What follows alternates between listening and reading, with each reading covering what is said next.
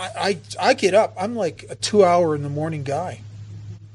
If I got up this morning at 6:30 because I wanted 2 hours to drink some white tea and talk to God, and I need that. One of the worst. Okay, when I had my business, every once in a while, the alarm. I'd sleep late and I'd get up in a rush. Oh, I hate that. Because the day, it's a bad day. Oh, it's a bad day when you're from the beginning attacking the day. It's a bad day. So I'm alone at perfect peace and ease. Our fears fall from us. I can tell you an hour's worth of stuff that I became free of. Fears that drove me all my life. Some of them I wasn't even conscious of. Sometimes you don't even know. The problem that I have with fear often is I can't see it because I adjust to it. As if I think worry, apprehension, and anxiety is normal. Like as if I was born to be neurotic. But you adjust to it, and you don't know that it's gone. You don't even know you have this. I didn't even know I had certain fears till all of a sudden they're gone. And I realized, man, I'm not driven by that anymore. And I didn't do that. It's grace. It's grace. We begin to feel the nearness of our Creator because I've moved enough stuff out of the way that was between me and God. We may have had certain spiritual beliefs, but now we begin to have a spiritual experience. I love that word, experience. This is experiential spirituality. It's not theoretical or metaphysical. It's experiential. Means it's got to be real for you. It's got to be part of your spirit, your actual experience. The feeling that the drink problem has disappeared will often come strongly, and it does. Now, it's not saying that we're placed in a position of neutrality yet. That doesn't come until step 10. But often after step 5, man, you start thinking that, getting that sense, like it's a kind of a scary thing. Like, oh my God, this isn't just another one of those self-help deals where it's, after a couple months, I'm going to be me again and back to drinking. That maybe this will work if I kept doing this. Oh my God, maybe I could stay sober the rest of my life, one day at a time. Wow. We feel we are on a broad highway, walking hand in hand with the spirit of the universe. Well, I didn't find myself skipping down the U.S. freeway, but I felt tired after I did my 5th step. I felt wrung out. I felt something, I experienced something I don't know that I've ever experienced sober before. I've experienced it heavily medicated, but I don't think I ever experienced it sober. It's peace. The chatter and craziness in here is the spinning. It had stopped. I thought something was wrong. No, really and true. I thought something was wrong. It's like I saw in a movie one time, a guy who grew up underneath the L train in the Bronx, and he went camping out, and he was out in the country, and he just is in a panic in the middle of the night. And the guy said, "What's wrong?" He says, "Don't you hear that?" He says, "I don't hear anything." He says, "Yeah." Right. And I didn't know what to do. It felt awkward to me. So I went and took a nap. I didn't know what else to do, man. So I took a nap. Returning home, we find a place where we be quiet for an hour, carefully reviewing what we have done. We thank God prayer. There's 2 post 5th step prayers before I go to step 6 and 7. We ask God if we have omitted anything, for we are building an arch through which we shall walk a free man at last. The first prayer, we thank God from the bottom of our heart that we know Him better. The second prayer, we ask God if we omitted anything. And often I'll send a guy home after the 5th step, and he'll call me 45 minutes later. And there's something happens, and it's not that he's omitting anything consciously. Some things are just swept so far under the rug that we don't see. We're caught up in these other things in the fifth step, and we never get to it. And it's almost unconscious. And it's usually stuff that we should have gotten to. But it's convenient that it's way under the rug. A guy will call you up and say, Bob, I forgot to tell you I stole some money from where I work. Oh, yeah, how much? Oh, $450,000. Forgot that, did you? Uh-huh. Yeah. I bet you did, yeah. But whatever, you call your sponsor, you clean it up, take care of it. Page 76, 2 very small paragraphs, 2 huge steps. As a matter of fact, I think if we were to give honest, transparent talks in AA about our actual sober experience, I think you could label our talks step 6 of how we become entirely ready. My sponsor has a great analogy. He says when you're beaten by the bottle, you surrender, you throw the towel in, and you come to AA. And he said, then you just get just enough self-esteem to be dangerous, so when nobody's looking, you sneak that towel back. And you'll spend the rest of your life tearing off little bits and pieces of it and throwing it in. The IRS. Those people aren't doing it right in AA. The people that share stupid stuff. On and on and on. Your boss. And how do we become entirely ready? Well, I'll tell you one of the most misunderstood, I believe, lines in AA literature is in the 12 by 12. And it says in there that pain is the touchstone of all spiritual growth. Now, I thought and had an approach towards a lot of this stuff for a long time in Alcoholics Anonymous, as if what that meant was pain was the catalyst. In other words, to change or grow, I got to hurt. Well, I'm here to tell you that that's not true. Unfortunately, it's true a lot of times for us because of our stubborn, self-willed nature, but it doesn't have to be true. You don't have to cultivate misery in order to grow spiritually. You don't have to do it. Actually, what that quote means in medieval times, blacksmiths had a device called a touchstone. And when they were forging a sword or a spear, they would get the sword, they would have it in the fire, and they were hammering it, and they'd get it on the anvil just right. And in order to find out if they've made it right, they'd slam it on the touchstone. And if it shattered, they knew they had to go back and start over again. And if it didn't shatter, they knew that they'd made it right. And pain really is the touchstone. What I didn't, I tell you, I never imagined that God was in my life as much as he was until I went through some tough times.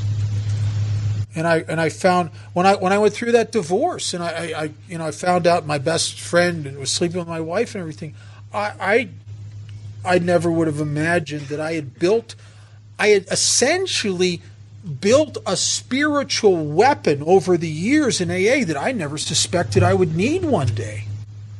I'm just doing it. I don't know. I'm going to the H&I meetings and I'm sponsoring these guys and I'm praying and I'm doing inventories and I'm doing all this stuff. And if you'd asked me honestly, just, Bob, do you really need to do all this? I don't know. I probably not, but I should. And I didn't have a clue that I was building something that was going to save my life.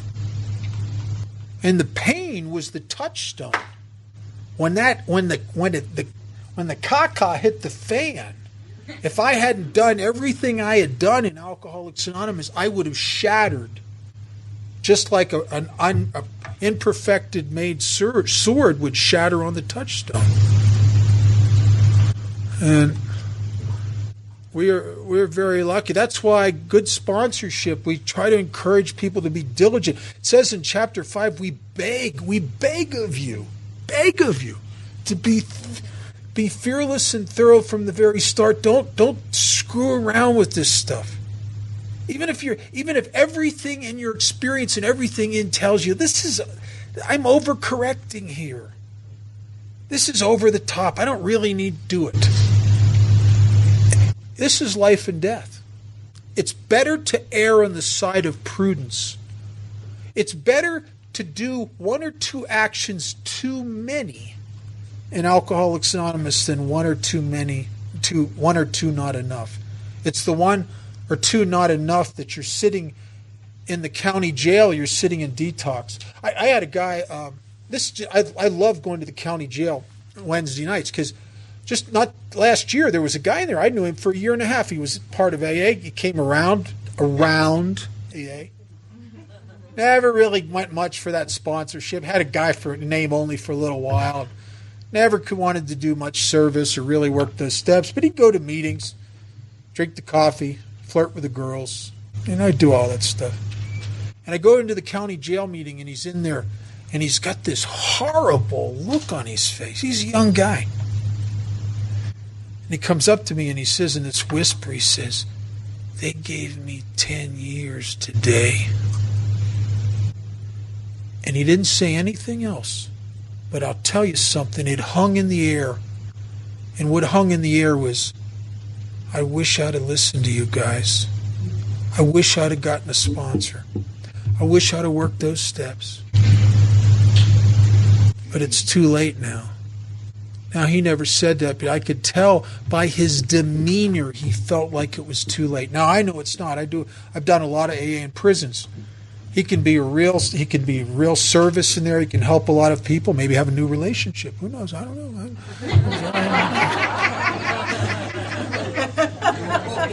Yeah, right. Yeah, he'll know a new freedom and a new happiness. I don't know why I say that kind of stuff. The devil gets in me or something. So we're at step 6, and it says if we can answer to our satisfaction, that's the questions on the bottom of page 75, we then look at step 6. We have emphasized willingness as being indispensable. Are we ready? Are we now ready? Am I now ready to let God? See, I didn't know it said that. You know what I thought it said? Am I now ready to straighten up? Am I now ready to be good? Am I now ready that I've seen the error of my ways and all these defects of character not to ever do that stuff again? No, it's am I now ready to let God remove from us all the things which we have admitted are objectionable? Can He now take them, every one? And I went through many years in Alcoholics Anonymous under this illusion that I got to beat my character defects. That is painful. And I'll tell you, my experience is that there's a law in the universe. For every action, there's an opposite and equal reaction. And there's something about, they talk about this later in working with others, about when we try to fight the bottle through self-will. It says that we end up with a bigger explosion than ever. And that's the same thing with my character defects. If I'm going to fight something on self-will, what happens to me? I become the reformed whatever. I become the intolerant guy. If it's sex, well, I become the guy that's judgmental of everybody else's sexual behavior. I become the uptight person. Then I eventually have an explosion. If it's cigarettes, it could be something like gambling, any other side addictions. You stop on self-will. What do you become? You become the person that's intolerant of everybody else. Confucius said in the Tao that the chains that bind us most closely are the ones we have broken. In other words, if you're doing this on self-will, you're just as much a hostage to the behavior as when you were doing it. You're not free. We're talking about something that's almost unimaginable, and that's freedom. That's why if you go down to a detox where people can't imagine living free of the obsession to drink and drugs, the best they can imagine is fighting it with self-will. And you tell them that you have alcohol in your home, or you go to cocktail parties, or if you tell them, if you work the steps, you could be around it all the time, it won't mean anything more to you than the furniture, they're going to look at you like you're crazy.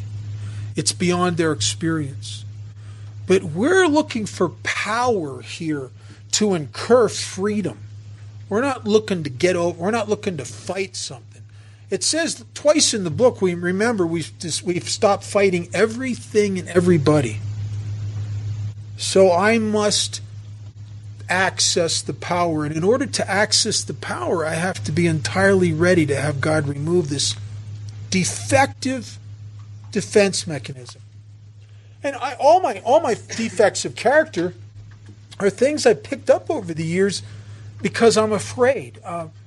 Isn't lust just simply my defense mechanism against a life that I'm afraid is going to be boring and blah and lonely?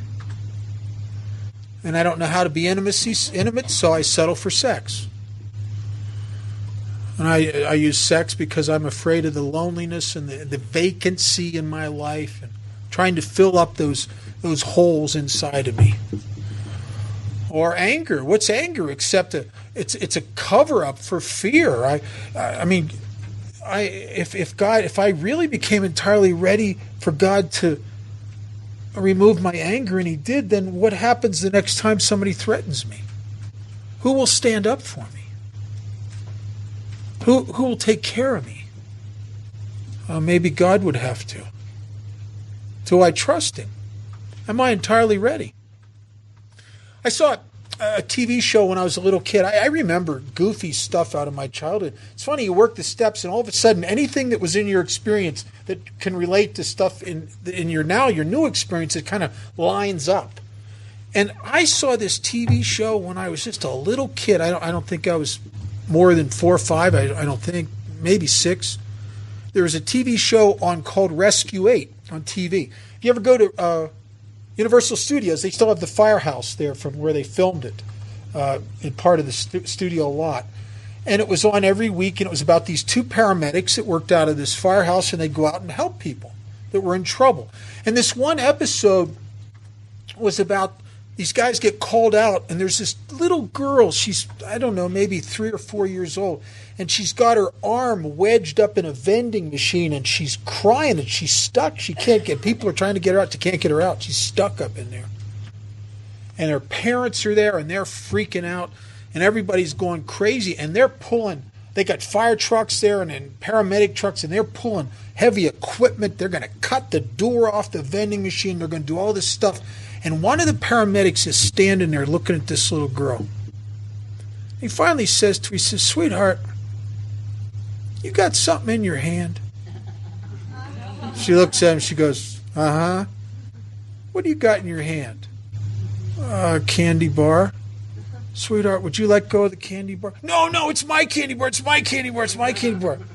"Sweetheart, we can't get you out unless you let..." "No, it's my candy bar. It's my candy bar. It's my..." And he says to her, and because she believed him, he says, "Sweetheart, if you let go of that candy bar, I promise you, I'll get you 2 candy bars." She looked at him and she said, "Really?" He said, "I promise you." And she let go of the candy bar, and her arm slid right out of the vending machine.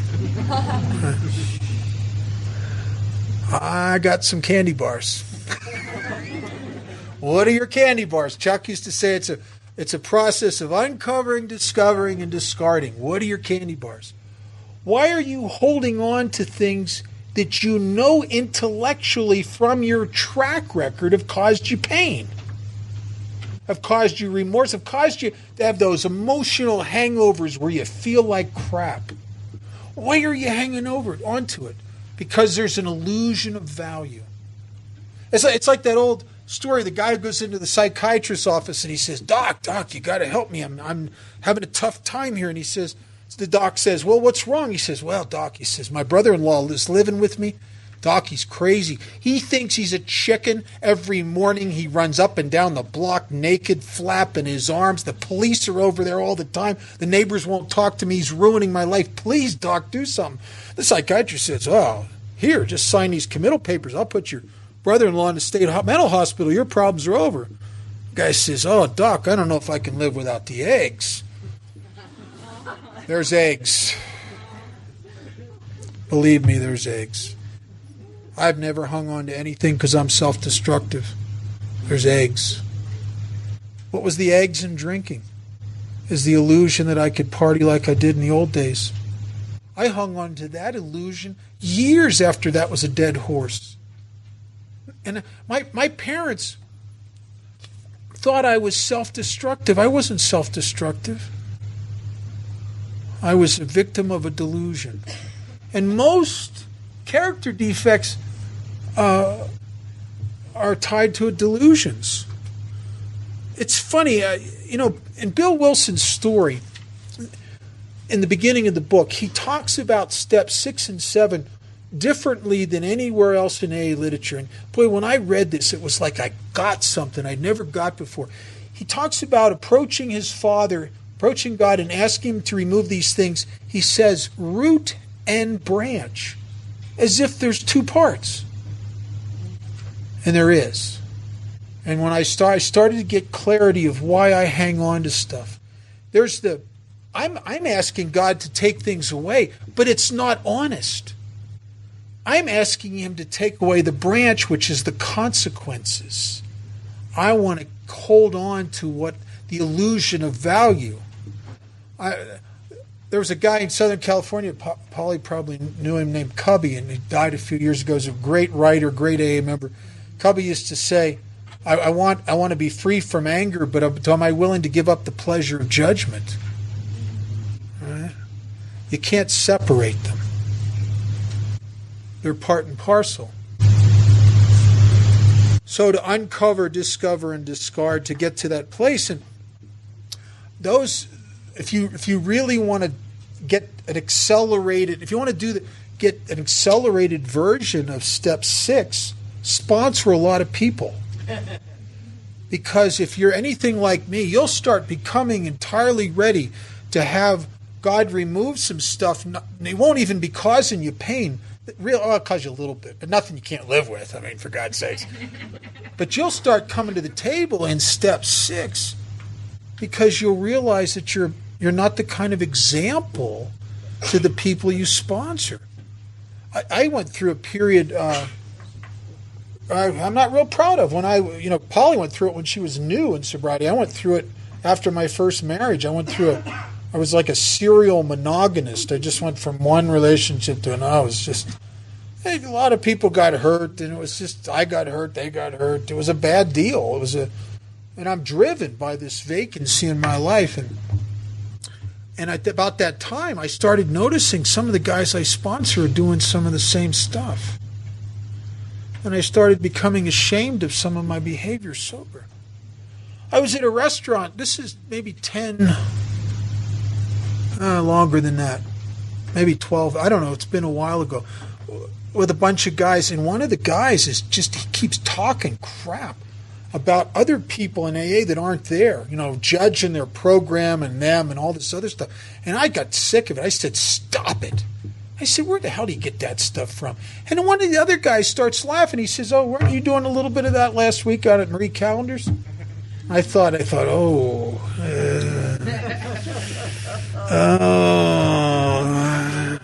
And sponsees are like children. If you have children, you'll know this. You could have impeccable language 99.99% of the time. You say the F word once, that's all they say for the next 3 weeks.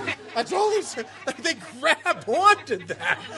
And sponsees are like that. You could be a stellar example of Alcoholics Anonymous. Have one little area that's a little slimy, and that's the area they gravitate to. So if you sponsor a bunch of people, what happens is it brings you to the table. Because I don't want to be that guy for them. I love the guys I sponsor. Does that make me perfect? No, not by any means.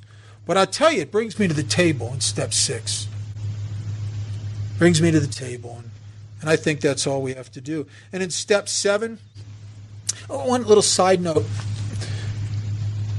The great symbol of Judaism was the Temple of Solomon.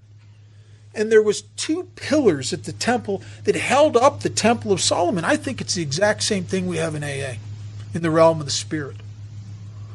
The one pillar was called Boz, and the other pillar was called Hakim. And they represented the law of spiritual cause and effect, and the other one represented love. And I think we got the same thing. We don't try to grow. I don't think most of us really try to grow along spiritual lines because we're altruistic, spiritually minded people. It is the law of cause and effect and the pain I incur when I'm out of line, and also my love for the people in Alcoholics Anonymous that brings me a desire, which comes from Greek words meaning of the Father, a desire to grow along spiritual lines. I want it. I want to move in that direction. And the 7-step prayer, if you want to say this along with me, it's in the middle of page, about a third of the way down, page 76, which is the year this country got its independence. When ready, we say something like this: My Creator, I am now willing that you should have all of me, good and bad. I pray that you now remove from me every single defect of character which stands in the way of my usefulness to you and my fellows. Grant me strength as I go out from here to do your bidding. Amen. That is the first amen. There was no amen after the third step. Matter of fact, from page 60 all the way to page 76, if you follow the timeline, you're not very far. You're just one prayer right after another, right after another. Right. It's almost like I'm in a continual.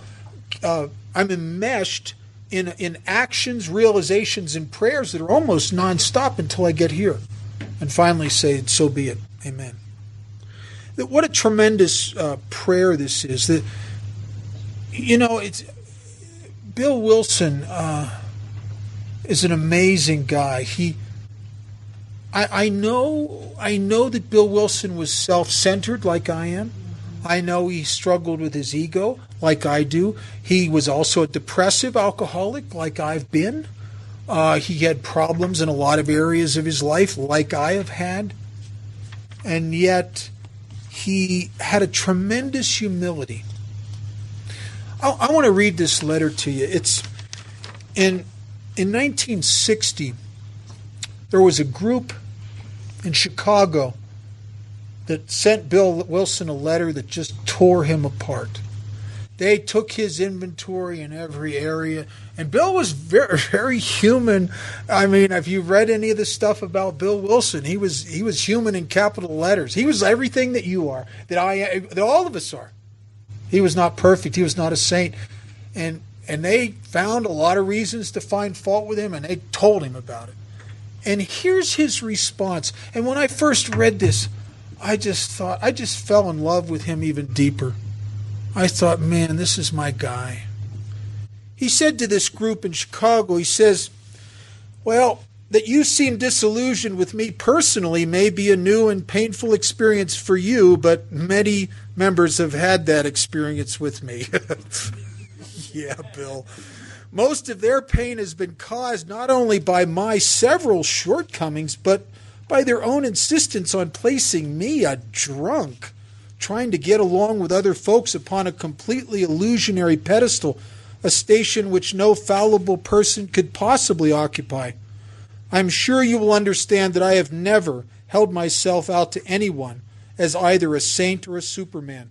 I have repeatedly and truthfully said that AA is full of people who have made more spiritual progress than I ever or can make, that in some areas of living I have made some decided gains, that in others I seem to have stood still, and in still others I may have even gone backwards.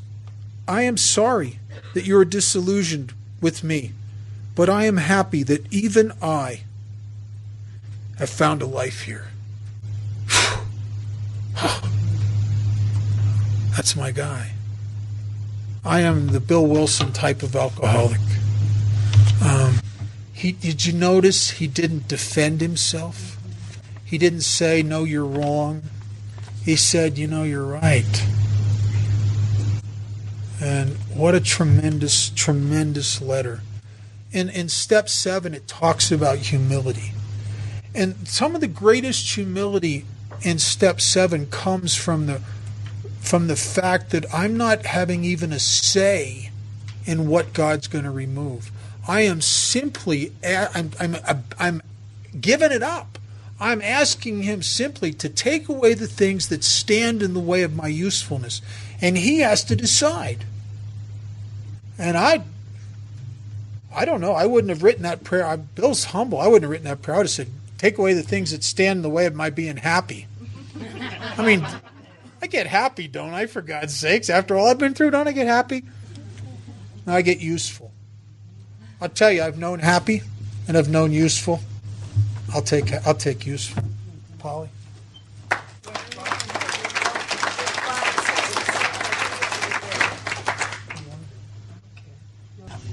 Sorry, we had a little tete-a-tete there. Make this up as we go along. I know.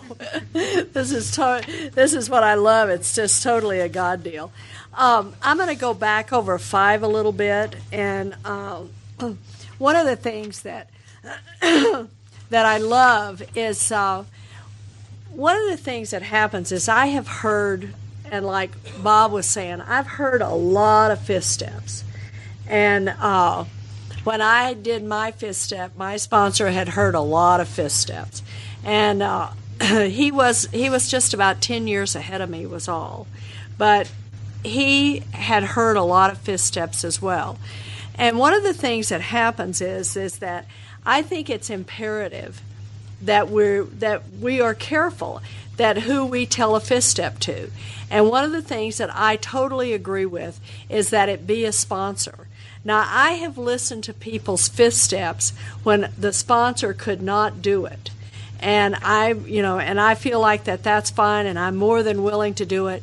But hopefully, the person who, if that person is in my life and they're my sponsor, it would be wonderful if that person knew everything about me. And the book has said often about that, to tell my life story. And when I was in treatment, I wrote an autobiography because I was in a 5-step treatment program. I will assure you that autobiography did not do anything for me except justify me some more as to how wrong people had done me when they hadn't wronged me at all. But what happened is when I was able to put down all of these resentments and fears and the sex inventory, I began through that process to tell my life story, to someone. And not only that, I've done it a lot of times. Because more will be revealed. I have remembered things and I've had to go back and clean them up that I didn't remember when I did my fifth step. And one of the things that I'd like to say, and I believe that this is for anybody in AA who listens to a fifth step, and Bill wrote, most people ask to hear our fifth step, and this way will be glad to help. Not only will they be glad, they will be honored by our confidence. And that's what I consider it.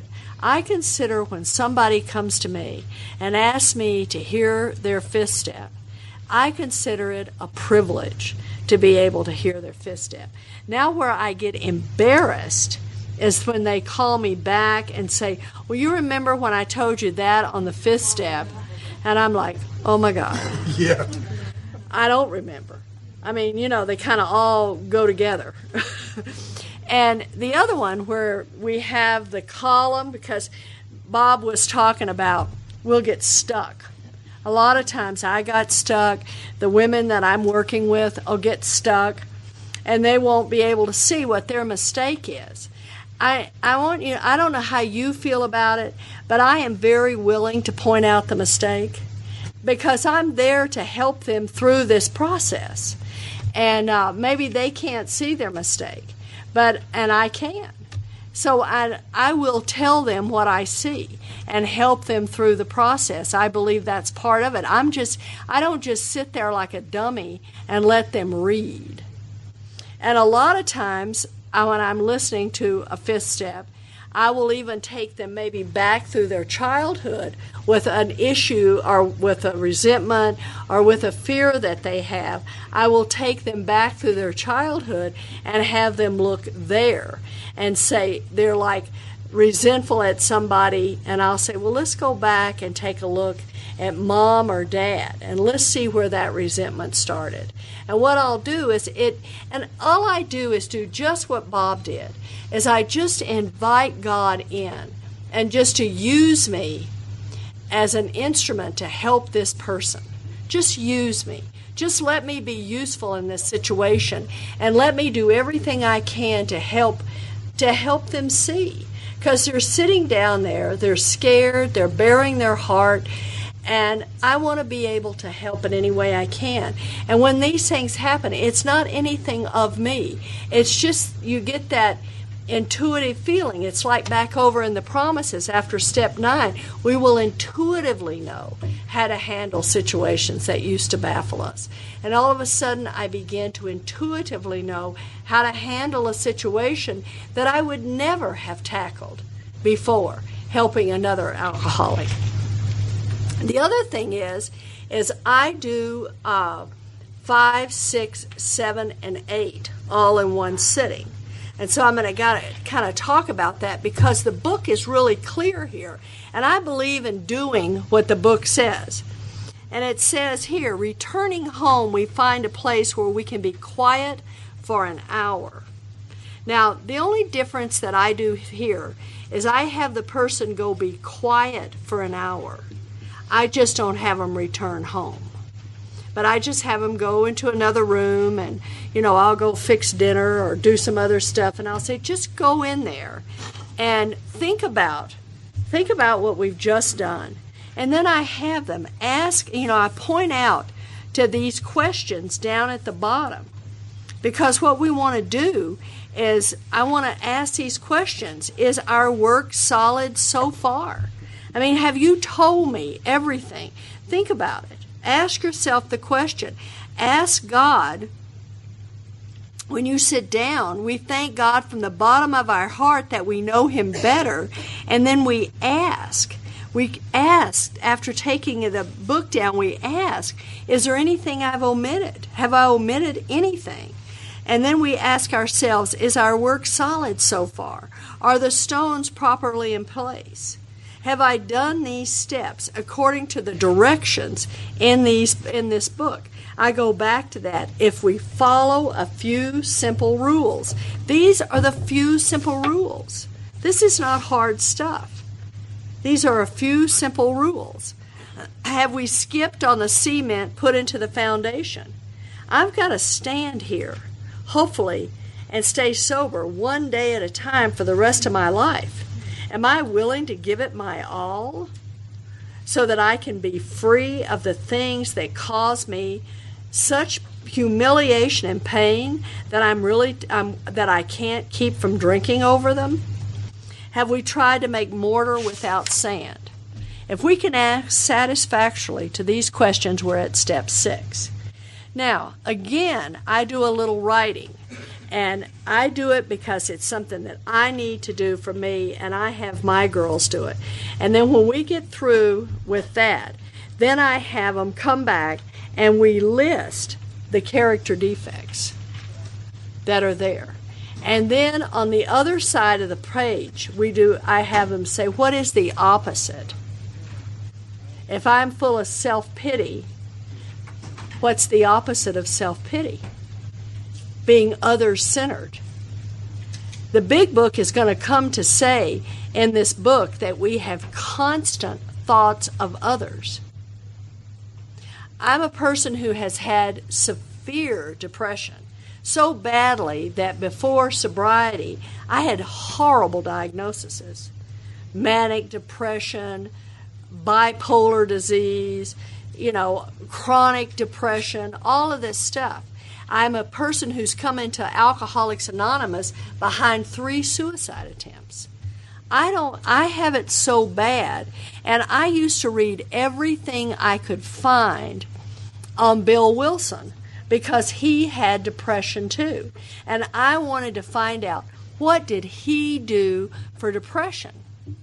And I would read and read and read.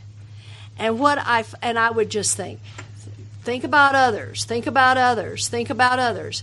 And I didn't get the answer to that. I didn't get the answer to that question until I was 12 years sober. I got the answer in 1989 to what was wrong with me. And it's because I picked up a book, or it was given to me, because when I gave a talk, it was given to me. And the book was called The Language of the Heart. And that book is Bill W.'s writings to the grapevine. And I am like Bob. Bill's my man. That's who I identify with. I identify with Bill, mostly because of the depression. And that depression, I read in that letter, and he says in the letter, I worked these 12 steps. Why can't these 12 steps relieve depression? And what I didn't see all those 12 years, and I think I did a little bit better than him, because he didn't see till he was 24 years sober. So I believe because of his experience, I didn't have to go to 24. But what I began to see was I had faulty dependencies.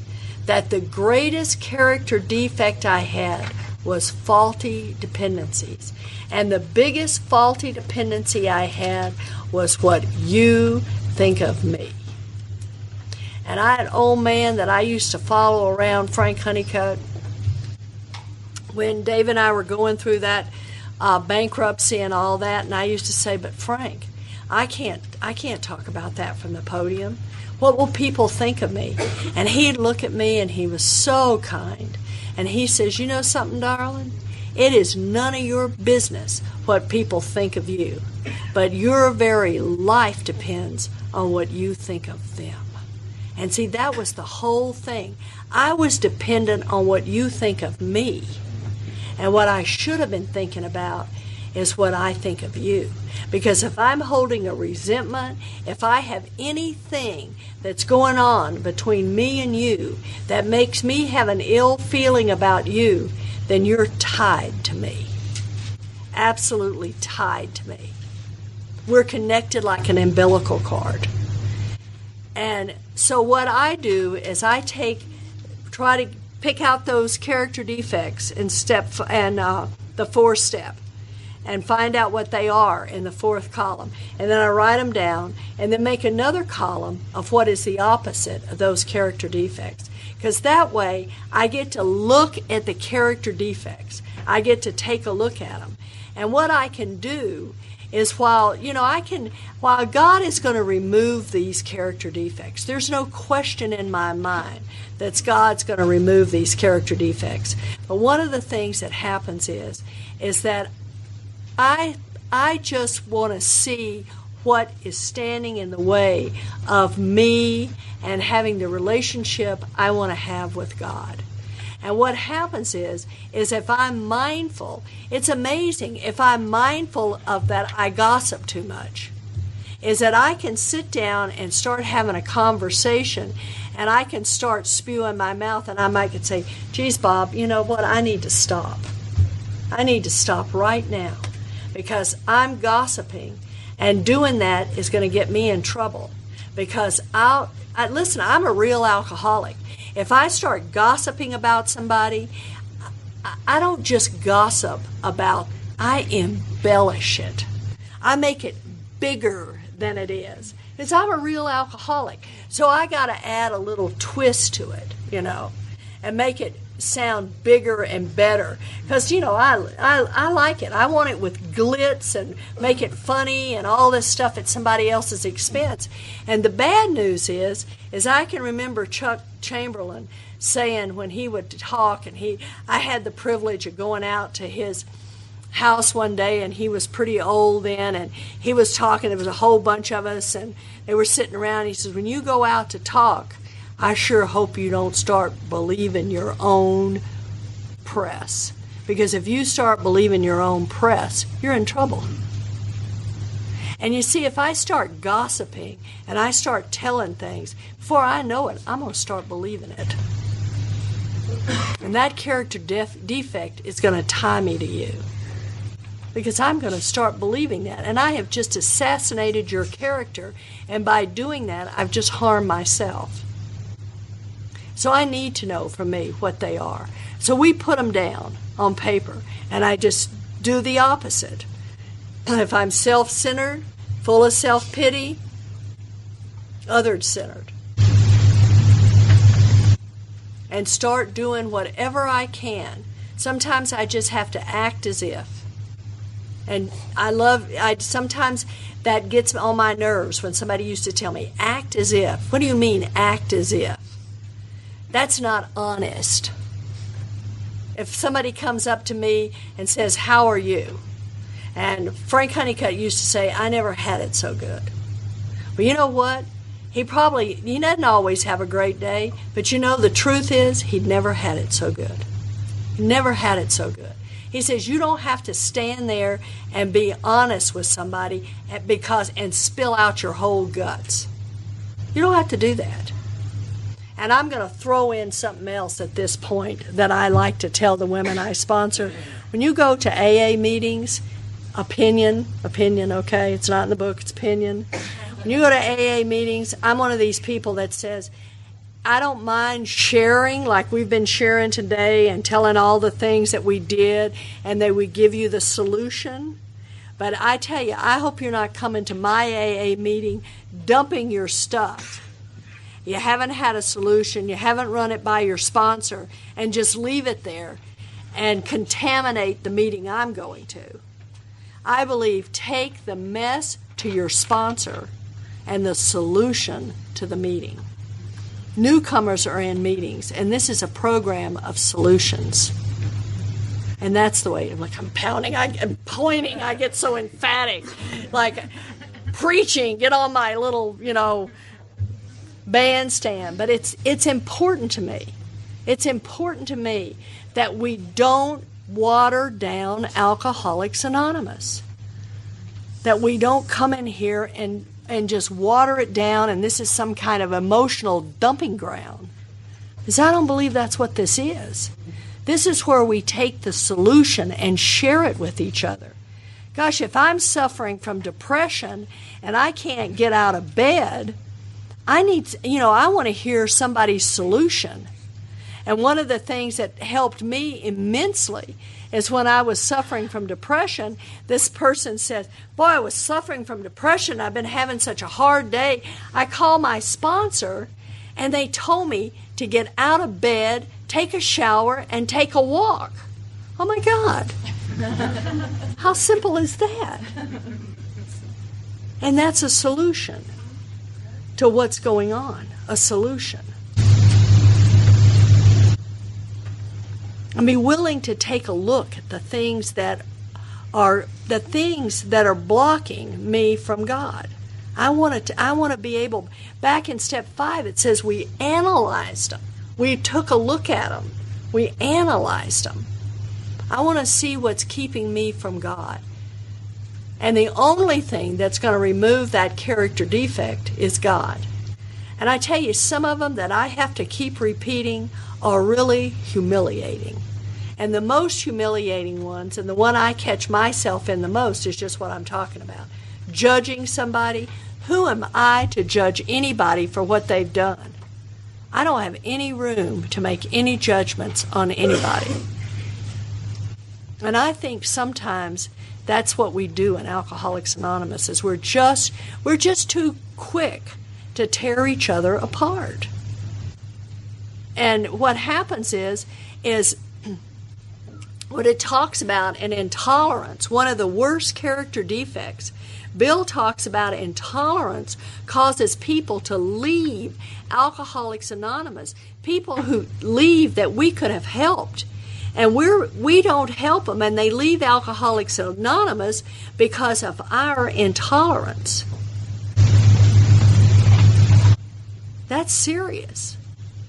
And I don't know about intolerance is one I like to think about in AA meetings, because we get in and I love structured meetings, and I love everything to be running smoothly, and I love enthusiasm, and I like people to get in there and be happy about being sober and smile and carry on. And then about the time when the best speaker, and I got sober in Southern California, so if we didn't have a circuit speaker every Monday night, I felt that I was, how dare the secretary get this person? I mean, who are they? But, just about the time they're into the best part of their story and a drunk walks in the room. Have you ever watched Alcoholics Anonymous get so intolerant over an alcoholic? This is Alcoholics Anonymous. And I mean, we'll, just get so indignant that this alcoholic has walked in the meeting and disturbed the meeting. How dare them?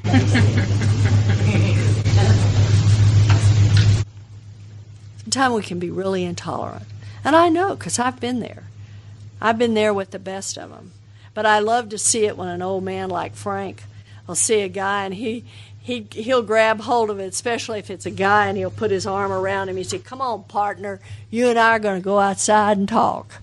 And, just kind of nicely just take the person out instead of just sitting there. What are they doing in here? Well, long time ago when we first got started, they'd just go drag them in, wet as they could be, into Alcoholics Anonymous. Intolerance. Find out. Criticism. How easy it is to have what we call about constructive criticism. Most of the time I criticize somebody because if I criticize you, it makes me feel better. Jealousy. Another one of the character defects.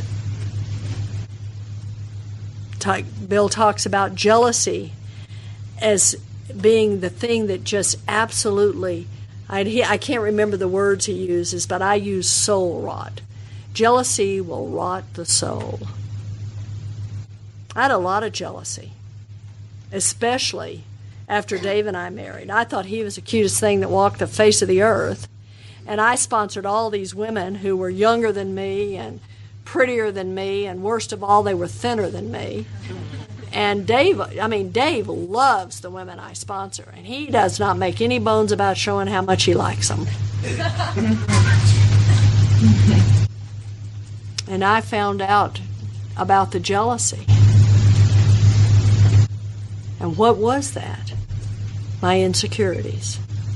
Taking a look at my character defects and find out what's going on with me and what's been eating me all these years. And then asking God to remove them. And I love this prayer. And when it talks about, some of these character defects, I tell you, they must be useful for God because I keep asking and asking and asking. And most of the time I can catch myself on them now, but I would so much rather not be humiliated and step into it first. Because it just seems like I'm one of these people that just opens my mouth and in goes my foot. And I love this. In the 12 and 12, and step 6, it talks about this is the step that separates the men from the boys. Because this is the step that I'm really willing to take a look at what's really, really wrong with me, and who I really am. And the good news is no matter what I've done or how bad I've done it, it's not too big that God can't remove it and set me free. And that's the good news. And then what we're going to do is we're going to embark upon what I call the freedom steps. So you guys want to take a break? Take a 6-minute break, quick one. Quick